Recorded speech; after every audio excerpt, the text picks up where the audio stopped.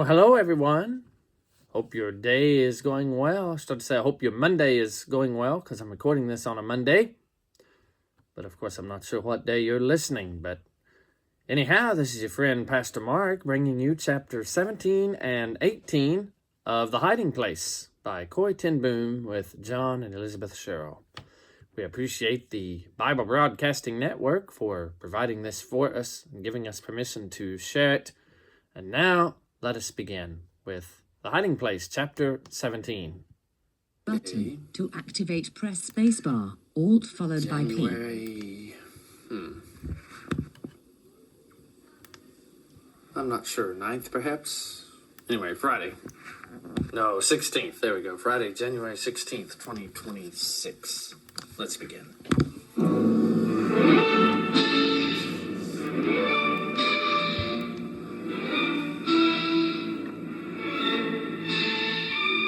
From the studios of the Bible Broadcasting Network, we present Christian Classics, reading from a book that has influenced the lives of many people.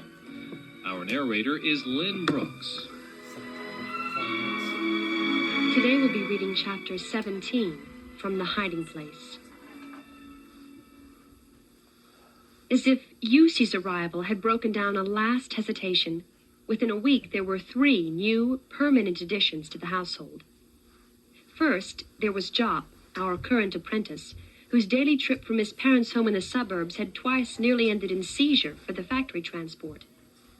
The second time it happened, his parents asked if he could stay at the Bayet, and we agreed. The other 2 were Henk, a young lawyer, and Leendert, a schoolteacher. Leendert made an especially important contribution to the secret life of the Bayet. He installed our electric warning system. By now, I had learned to make the nighttime trip out to Pickwick's almost as skillfully as could kick. One evening, when I had gratefully accepted a cup of coffee, my wall-eyed friend sat me down for a lecture. "Cornelia," he said, settling his bulk on a velvet chair too small for him. "I understand you have no alarm system in your house. This is purest folly. Also, I am given to believe that you are not carrying on regular drills for your guests." I was always amazed at how well Pickwick knew what went on at the Bayet. "You know that a raid may come any day," Pickwick continued. "I don't see how you can avoid one. Scores of people in and out, and an NSB agent living over cons up the street. Your secret room is no good to you if people can't get to it in time. I know this Leendert. He's a good man and a very passable electrician. Get him to put a buzzer in every room with a door or a window on the street. Then hold practice drills until your people can disappear into that room without a trace in less than a minute. I'll send someone to get you started." Leendert did the electrical work that weekend. He installed a buzzer near the top of the stairs, loud enough to be heard all over the house, but not outside. Then he placed buttons to sound the buzzer at every vantage point where trouble might first be spotted.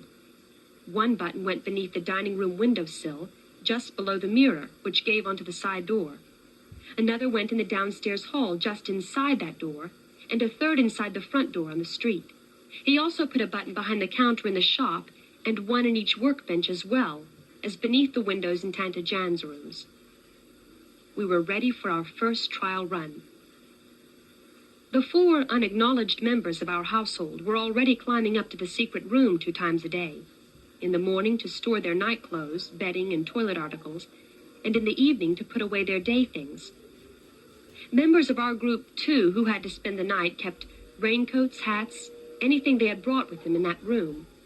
Altogether, that made a good deal of traffic in and out of my small bedroom. Smaller now, indeed, by nearly a yard. Many nights, my last waking sight would be Yusi, in long robe and tasseled nightcap, handing his day clothes through the secret panel.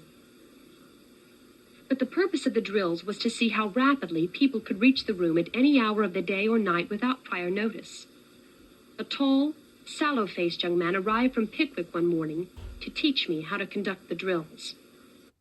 Left channel. Himself.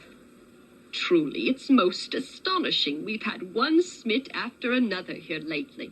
Now, you bear a great resemblance to... Mr. Smith disentangled himself gently from Father's genealogical inquiries and followed me upstairs.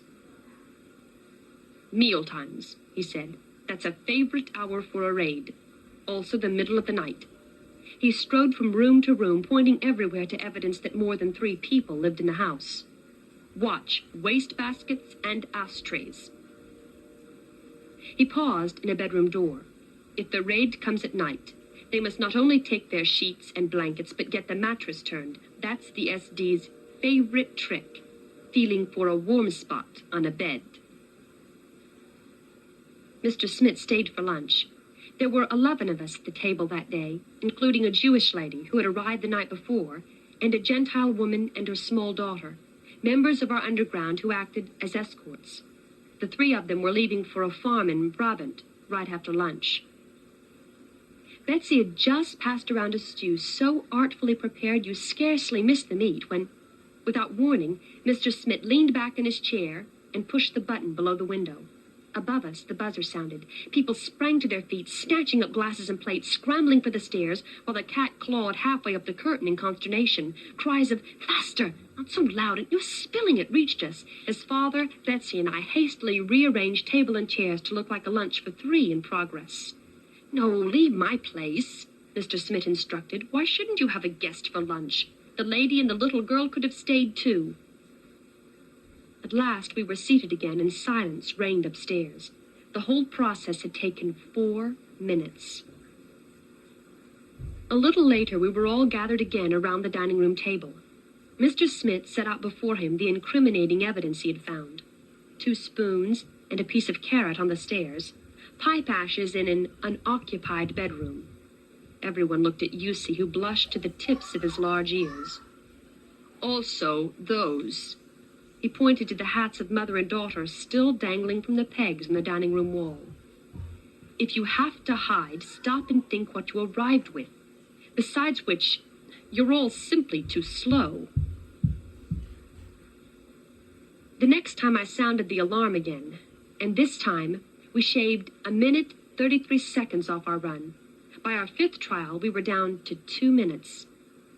We never did achieve Pickwick's ideal of under a minute, but with practice we learned to jump up from whatever we were doing and get those who had to hide into the secret room in 70 seconds. Father, Tooze, and I worked on stalling techniques, which we would use if the Gestapo came through the shop door. Betsy invented a similar strategy for the side door. With these delaying tactics, we hoped we could gain a life-saving 70 ticks of a second hand.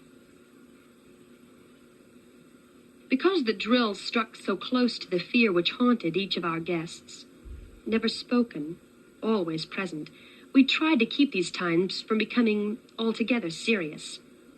Like a game, we'd tell each other, a race to beat our own record. One of our group owned the bakery in the next street. Early in the month, I would deposit a supply of sugar coupons with him. Then, when I decided it was time for a drill, I would go to him for a bag of cream puffs, an inexpressible treat in those sweetless days, to be secreted in my workbench and brought out as a reward for a successful practice. Each time the order of cream puffs was larger, for by now, in addition to the workers whom we wanted to initiate into the system, we had 3 more permanent boarders: Thea DaCosta, Nita Monsanto, and Mary Atali. Mary Atali, at 76 the oldest of our guests, was also the one who posed the greatest problem. The moment Mary stepped through our door, I heard the asthmatic wheezing, which had made other hosts unwilling to take her in. Since her ailment compromised the safety of the others, we took up the problem in caucus. The 7 most concerned, Yussi, Jop, Henk, Leendert, Nita, Thay, and Mary herself, joined Father, Betsy, and me in Tante Jan's front room. "There is no sense in pretending," I began. "Mary has a difficulty, especially after climbing stairs that could put you all in danger." In the silence that followed, Mary's labored breathing seemed especially loud. "Can I speak?" Yussi asked. "Of course." It seems to me that we're all here in your house because of some difficulty or other. We're the orphan children, the ones nobody else wanted. Any one of us is jeopardizing all the others. I vote that Mary stay. Good, said lawyer Hank. Let's put it to the vote. Hands began rising, but Mary was struggling to speak. Secret ballots, she brought out at last. No one should be embarrassed. Hank brought a sheet of paper from the desk in the next room and tore it into 9 small strips. You too, he said, handing ballots to Betsy, Father, and me. If we're discovered, you suffer the same as us. He handed around pencils. Mark no if it's too great a risk. Yes, if you think she belongs here. For a moment, pencils scratched. Then Hank collected the folded ballots. He opened them in silence, then reached over and dropped them into Mary's lap. 9 little scraps of paper, 9 times the word yes. And so our family was formed. Others stayed with us a day or a week, but these 7 remained, the nucleus of our happy household. That it could have been happy at such a time and in such circumstances was largely a tribute to Betsy. Because our guests' physical lives were so very restricted, evenings under Betsy's direction became the door to the wide world. Sometimes we had concerts with Leendert on the violin and Thea, truly accomplished musician, on the piano. Or Betsy would announce an evening of Vondel, the Dutch Shakespeare, with each of us reading a part. One night a week she talked Yussi into giving Hebrew lessons. Another night, Mita taught Italian. The evening's activity had to be kept brief because the city now had electricity only a short while each night, and candles had to be hoarded for emergencies. When the lamps flickered and dimmed, we would wind back down to the dining room where my bicycle was set up on its stand. One of us would climb onto it, the others taking chairs, and then, while the rider pedaled furiously to make the headlight glow bright, someone would pick up the chapter from the night before. We changed cyclist and rider often as legs or voice grew tired, reading our way through histories, novels, plays. Father always went upstairs after prayers at 9:15, but the rest of us lingered, reluctant to break the circle, sorry to see the evening end. Oh, well, Yussi would say hopefully as we started at last to our rooms, maybe there'll be a drill tonight. I haven't had a cream puff in nearly a week. If evenings were pleasant, daytimes grew increasingly tense. We were too big. The group was too large, the web too widespread. For a year and a half now we had got away with our double lives. Ostensibly, we were still an elderly watchmaker living with his 2 spinster daughters above his tiny shop. In actuality, the Baye was the center of an underground ring that spread now to the farthest corners of Holland. Here daily came dozens of workers, reports, appeals. Sooner or later, we were going to make a mistake. It was mealtimes especially when I worried. There were so many now for every meal that we had to set the chairs diagonally around the dining room table. The cat loved this arrangement. Yussi had given him the Hebrew name Meir Shalal Hashbaz, meaning, appropriately enough, hastening to the spoils, hurrying to the prey. With the chairs set so close, MS Hashbaz could circle the entire table on our shoulders, purring furiously, traveling round and round. But I was uneasy at being so many. The dining room was only 5 steps above street level. A tall passerby could see right in the window. We'd hung a white curtain across it, providing a kind of screen while letting in light. Still, only when the heavy blackout shades were drawn at night did I feel truly private. At lunch one day, looking through the thin curtain, I thought I saw a figure standing just outside in the alley. When I looked again a minute later, it was still there. There was no reason for anyone to linger there unless he was curious about what went on in the Baye. I got up and parted the curtain an inch. Standing a few feet away, seemingly immobilized by some terrible emotion, was old Catrian from Nolly's house. I bolted down the stairs, threw open the door, and pulled her inside. Although the August day was hot, the old lady's hands were as cold as ice. Catrian, what are you doing here? Why were you just standing there? She's gone mad. Your sister's gone mad.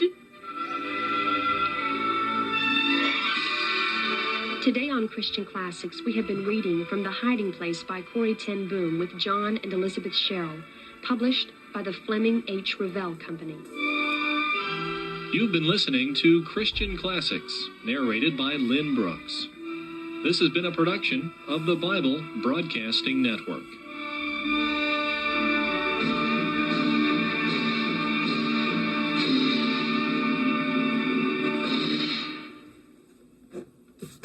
And that.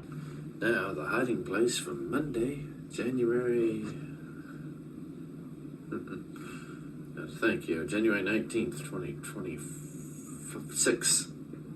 January 19th, 2026.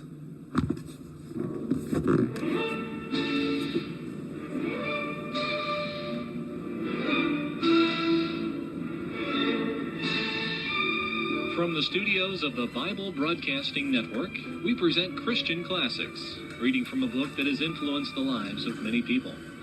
Our narrator is Lynn Brooks. Today we'll be reading chapter 18 from The Hiding Place. She's gone mad. Your sister's gone mad. Catrian, what do you mean? Happened. They came. The SD. I don't know what they knew or who told them. Your sister and Annalise were in the living room and I heard her. The sobs broke out again. I heard her. Heard what? I nearly screamed. Heard what she told them. They pointed at Annalise and said, "Is this a Jew?" And your sister said, "Yes." I felt my knees go weak. Annalise. Blonde, beautiful young Annalise with the perfect papers. And she trusted us. Oh, Nolly. Nolly, what has your rigid honesty done? And then, I asked, I don't know. I ran out the back door. She's gone mad. I left Catrian in the dining room, wheeled my bicycle down the stairs, and bumped as fast as I could the 1.5 miles to Nolly's. Today, the sky did not seem larger above the wagon-wig. At the corner of Bossenhoven Street, I leaned my bike against a lamppost and stood panting, my heart throbbing in my throat. Then, as casually as I was able, I strolled up the sidewalk toward the house. Except for a car, parked at the street curb directly in front, everything looked deceptively normal. I walked past. Not a sound from behind the white curtains. Nothing to distinguish this house from the replicas of it on either side. When I got to the corner, I turned around. At that moment, the door opened and Nolly came out. Behind her walked a man in a brown business suit. A minute later, a second man appeared, half pulling, half supporting Annalise. The young woman's face was white as chalk. Twice before they reached the car, I thought she would faint. The car door slammed, the motor roared, and they were gone. I pedaled back to the Bay, fighting back tears of anxiety. Nolly, we soon learned, had been taken to the police station around the corner, to one of the cells and back. But Annalise had been sent to the old Jewish theater in Amsterdam, from which Jews were transported to extermination camps in Germany and Poland. It was Mitya, stooped, careworn little Mitya, whose offer of help we had discounted, who kept us in touch with Nolly. She was in wonderful spirits, Mitya said, singing hymns and songs in her high, sweet soprano. How could she sing when she had betrayed another human being? Mitya delivered the bread that Betsy baked for Nolly each morning, and the blue sweater Nolly asked for, her favorite, with flowers embroidered over the pocket. Mitya relayed another message from Nolly, one especially for me. No ill will happen to Anneliese. God will not let them take her to Germany. He will not let her suffer because I obeyed him. 6 days after Nolly's arrest, the telephone rang. Pickwick's voice was on the other end. I wonder, my dear, if I could trouble you to deliver that watch yourself. A message then that he could not relay over the phone. I biked at once out to Ardenhout, taking along a man's watch for safe measure. Pickwick waited until we were in the drawing room with the door shut. The Jewish theater in Amsterdam was broken into last night. 40 Jews were rescued. One of them, a young woman, was most insistent that Nolly know Anneliese is free. He fixed me with one of his wide-set eyes. Do you understand this message? I nodded, too overcome with relief and joy to speak. How had Nolly known? How had she been so sure?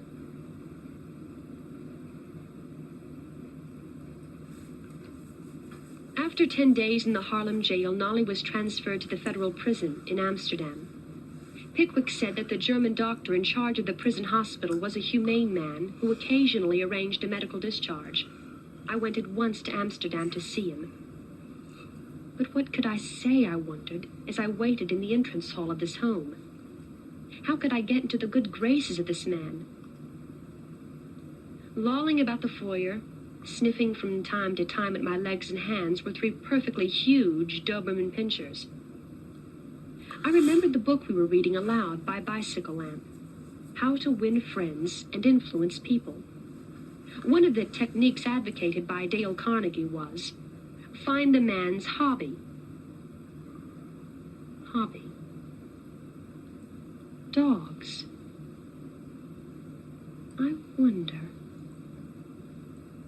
At last the maid returned and showed me into a small sitting room. How smart of you, Doctor, I said in German to the grizzled-haired man on the sofa. Smart? Yes. To bring these lovely dogs with you.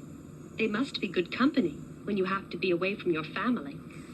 The doctor's face brightened. You like dogs, then? About the only dogs I had ever known were Harry DeVry's bulldogs. Bulls are my favorite. Do you like bulls? People don't realize it, the doctor said eagerly, but bulldogs are very affectionate.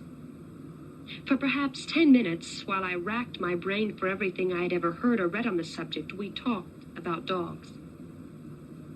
Then abruptly, the doctor stood up. But I'm sure you haven't come here to talk about dogs. What's on your mind? I met his eye. I have a sister in prison here in Amsterdam. I was wondering if...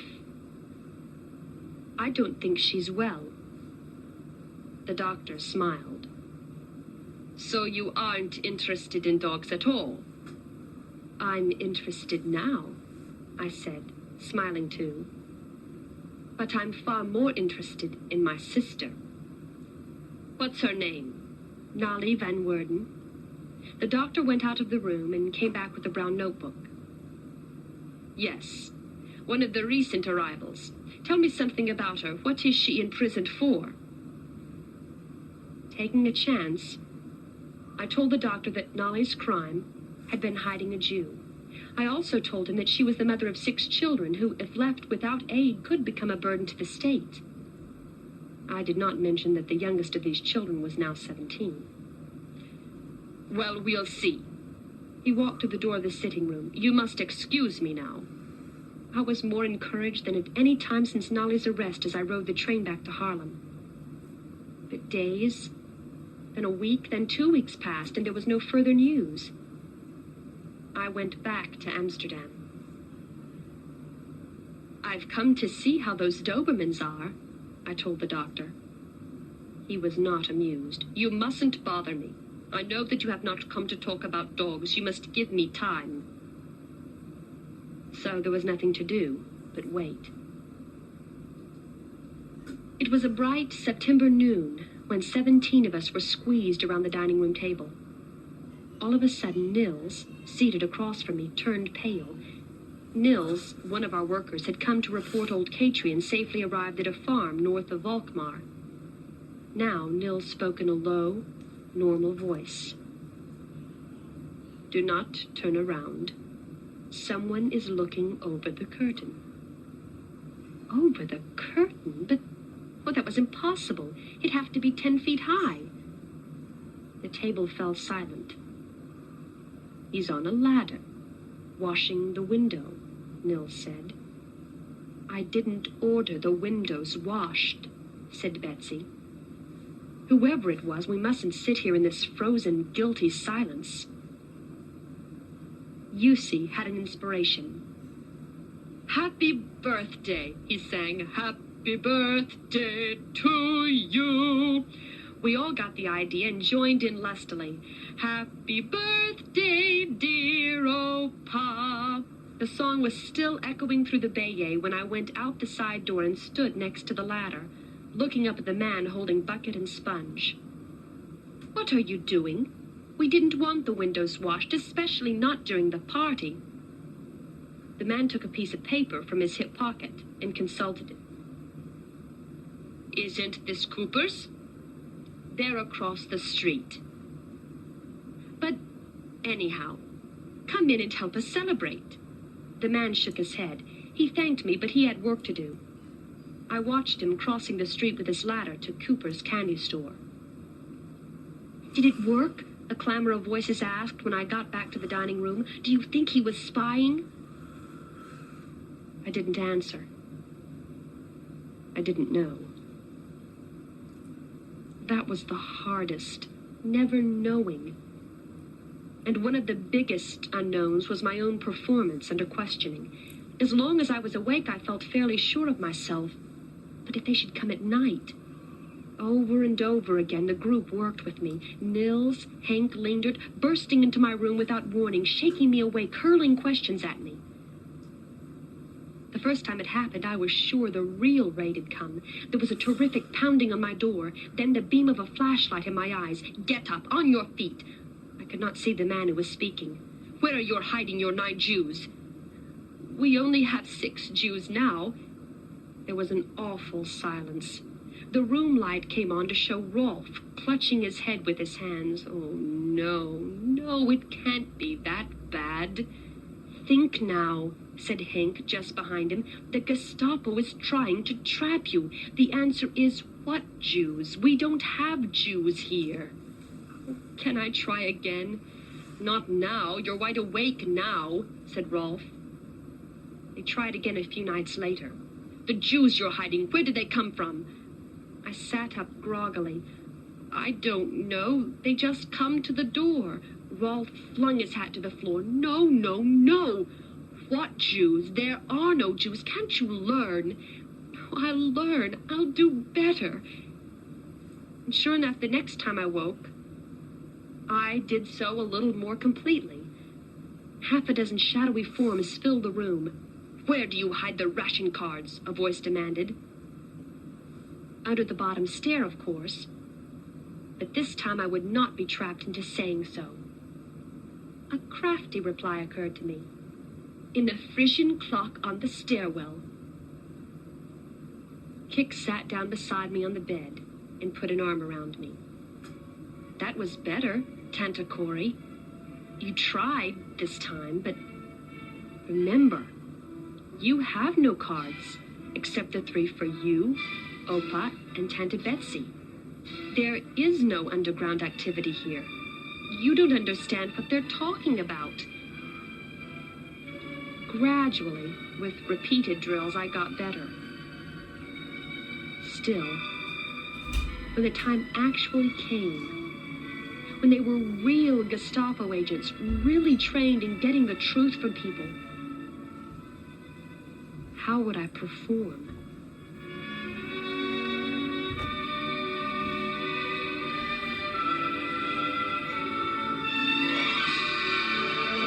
Today on Christian Classics, we have been reading from The Hiding Place by Corrie ten Boom with John and Elizabeth Sherrill, published by the Fleming H. Revell Company.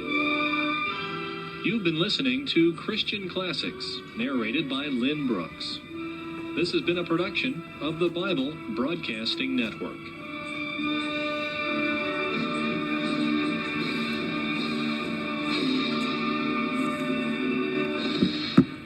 Play button. To activate, press spacebar. Alt followed by P. And so we conclude with chapter 17 and 18 of The Hiding Place by Corrie ten Boom with John and Elizabeth Sherrill. And we appreciate the Bible Broadcasting Network for airing this and allowing us to share it with one another. If you need to get in touch with them, their web address is bbnradio.org. Their phone number is 1-800-888-7077. God bless you and have a great day. Goodbye.